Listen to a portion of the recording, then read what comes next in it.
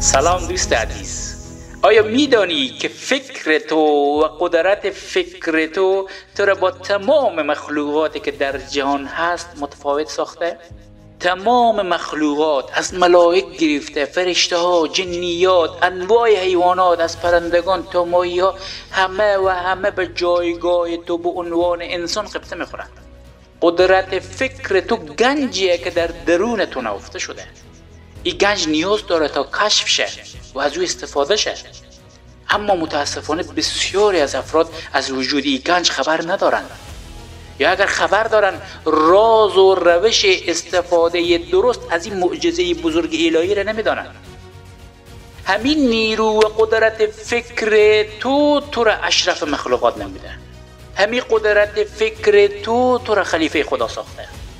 همین قدرت فکر تو باعث شده وظیفه آبادانی زمین بر عهده تو گذاشته شد.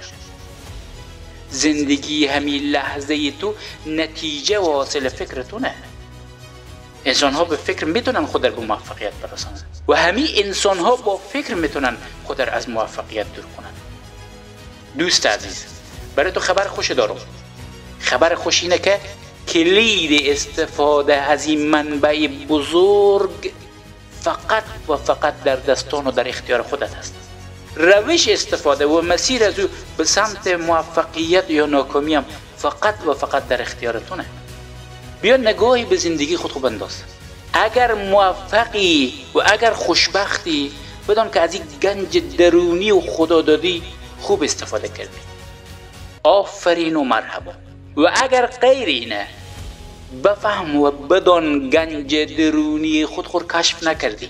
این گنج در درون تو دست نخورده. این گنج منتظره که به دنبال از او بری، او رو کشف کنی، گرد و خاک از او پاک کنی. این گنج مأموریت داره تا ای که وسیله خوشبختی، وسیله سلامتی، وسیله صحت و ثروت و عشق و وسیله موفقیت و تمام خوبی های برای تو در زندگی تو بشه.